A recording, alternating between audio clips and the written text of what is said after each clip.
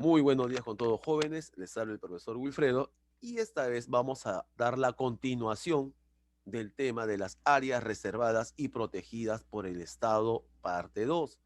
Recordemos que existían grandes instituciones, no solamente internacionales, sino también nacionales, que protegen justamente la foresta, la vida, en general, de partes importantes, en general de la zona verde, ¿no? De lo que representa el mundo, como es la UICN, que es la Unión Mundial para la Naturaleza, perdón. Y cuando hablamos de Perú, estamos hablando del Sistema Nacional de Áreas Protegidas por el Estado, cuyas siglas es SINAMPE, ¿no es cierto?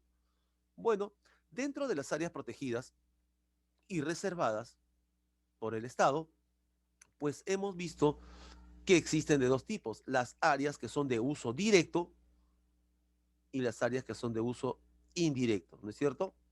O perdón, áreas de indirectas y directos. Perfecto. Vamos a las áreas de uso directo. Las áreas de uso directo, por ejemplo, permiten qué cosa? El aprovechamiento de los recursos naturales. Sí se puede tocar, priorizando, obviamente, el recurso de estos recursos naturales, priorizando principalmente las poblaciones locales, pero siempre van a ser supervisados, pues obviamente no por la autoridad competente, que es en el caso de SINAMPE o CERNAM. SINAMPE, pues, que es el Sistema Nacional de Áreas Protegidas por el Estado, y CERNAM, que es el Servicio Nacional de Áreas Naturales, pero protegidas por el Estado. Y dentro de estas áreas de uso directo podemos encontrar pues los bosques de protección, los cotos de caza, las zonas reservadas, las reservas comunales, las reservas paisajísticas, los refugios de vida silvestre y además de eso, las reservas o las reservas nacionales. Y es lo que vamos a hablar en estos momentos. Las reservas nacionales son áreas destinadas a la protección, utilización sostenible y difusión de la fauna, pero que sea de interés nacional, ¿ok? La utilización de estos recursos naturales de esta área está a cargo de autoridades correspondientes, que ya te mencioné, SINAMPE, CERNAM. En nuestro país, en todo el país, principalmente la zona verde, existen 11 reservas nacionales con un total de más de, puedes creer, más de 3 millones de hectáreas que son protegidas en el Perú, de las que podemos encontrar y se encuentran en diferentes departamentos. En Ayacucho, por ejemplo, está la Reserva Nacional de Pampa Galera, entre Junín y Pasco, perdón, está la Reserva Nacional de Junín, en Ica, la Reserva Nacional de Paracas, en Lima, en Puno, Arequipa y Moquegua, en La Libertad, Loreto, Ucayali, Madre de Dios, Loreto, Tumbes y Piura. Por ejemplo, existen diferentes reservas nacionales que obviamente son de uso directo, pero principalmente priorizando este aprovechamiento para las poblaciones locales, principalmente. ¿Ok?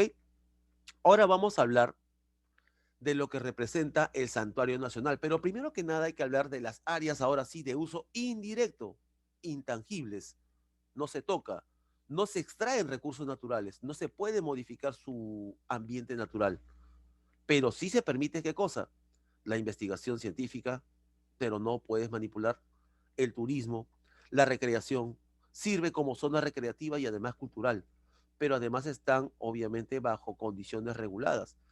Ya hemos hablado de los parques nacionales, ahora vamos a hablar de la área de uso indirecto que es o que son los santuarios nacionales, ¿ok?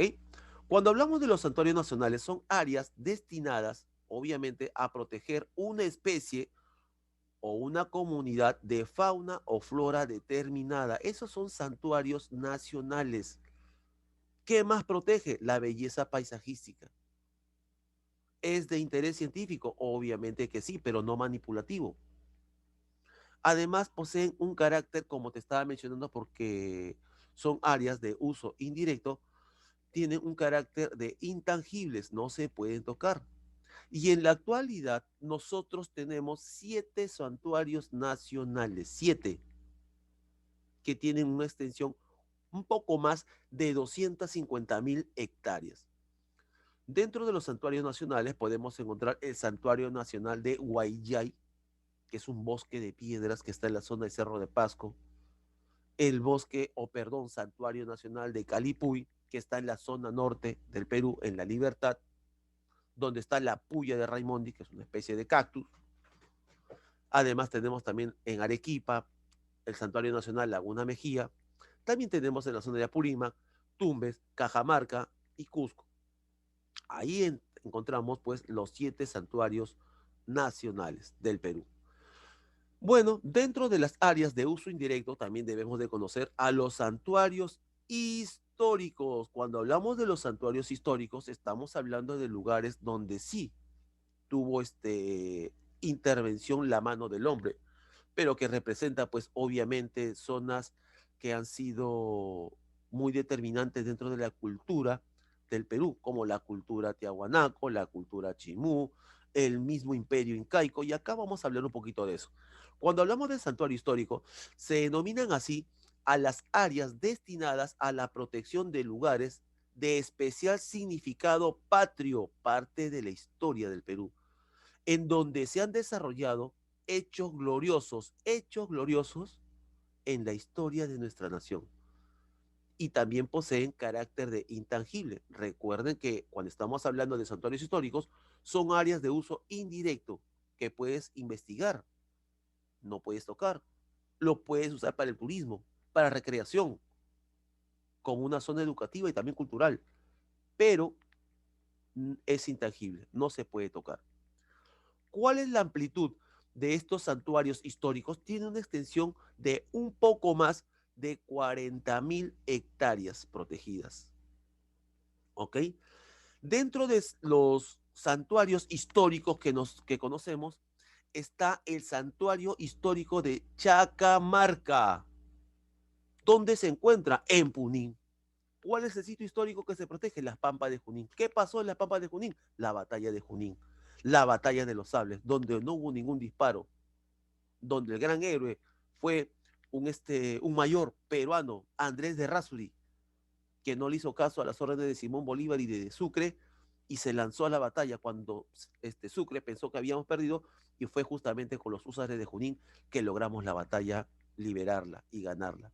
Otro es, por ejemplo, el santuario histórico de Pampas de Ayacucho, donde en Ayacucho, obviamente, y están pues obviamente los restos arqueológicos y ese escenario además de la batalla final, que es la batalla de Ayacucho, en la cual tú sabes que no solamente se libera el Perú del yugo de los españoles, sino que se libera todo Sudamérica, a excepción de Brasil, que eran de los portugueses, y es una especie de santuario no histórico, sino elemental de historia en el Perú y lo que representa en Sudamérica.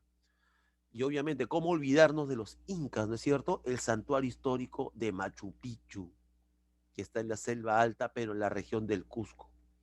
Y ahí se encuentran pues los restos arqueológicos de lo que representa pues la gran maya, ¿no? De lo que es la grandeza del Inca.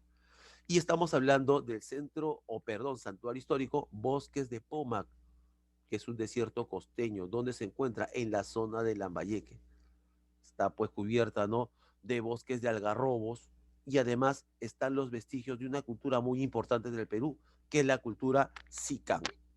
Y acá como ejemplo, para muestra un botón, acá tenemos el santuario histórico de Machu Picchu, que obviamente, ya sabes, por ser una zona intangible, lo utilizan de manera científica. Si lo conoces, no se puede manipular, si se puede ver, lo utilizas como turismo, como recreación. Es una zona muy educativa porque forma parte de tu historia y es por eso que es una zona intangible. Y bueno, para terminar, vamos a hablar acerca de la reserva de biosfera. Son sitios reconocidos por UNESCO. ¿Qué es UNESCO? UNESCO es la Organización de las Naciones Unidas para la Educación, la Ciencia y la Cultura, que va a innovar y nos va a demostrar la relación que puede alcanzar el ser humano con su naturaleza. ¿Para qué? En el afán de conjugar la conservación y el desarrollo sostenible. Actualmente en el Perú tiene 4 reservas de biosfera reconocidas por UNESCO. UNESCO, otra vez te repito, Organización de las Naciones Unidas para la Educación, la Ciencia y la Cultura. Reserva de biosfera El Huascarán. Vamos a hablar un poquito acerca de el Huascarán. También la reserva de biosfera de Huascarán es conocida como el Parque de Altura. Es declarado Parque Nacional en el Perú en el año de 1975 y va a ser considerado reserva de biosfera. Cuando hablamos de reserva de biosfera, es mundial. ¿Cuándo? En 1977. Y va a ser considerado también Huascarán, la reserva biosfera de Huascarán, de El Huascarán, patrimonio natural de la humanidad. ¿Por quién? Por la UNESCO. ¿Cuándo? En el año de 1985. Y su extensión pues es un poco más de lo que es 340.000 o 340.000 hectáreas. Vamos ahora a conocer un poquito acerca de la reserva de biosfera del Manu.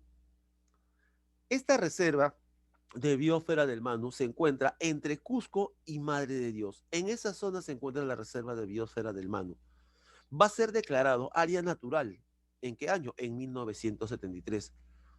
Además, va a ser también declarado más adelante por la importancia que tiene, por la vegetación que tiene y por el grupo étnico que allí vive, dentro de poco te digo, zona reservada del Manu, y como reserva de biosfera es en el año de 1977 declarado por la UNESCO.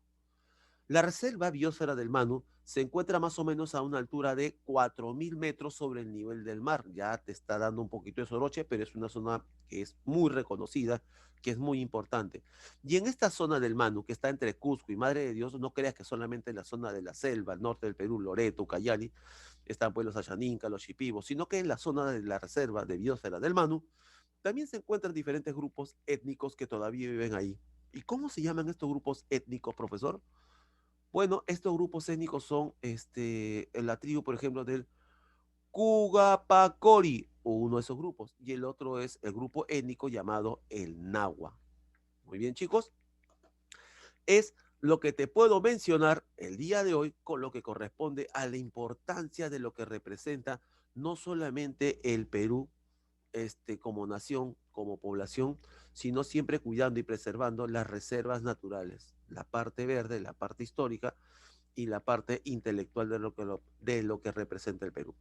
Bueno, chicos, espero me hayas entendido y estaríamos viéndonos en otro capítulo.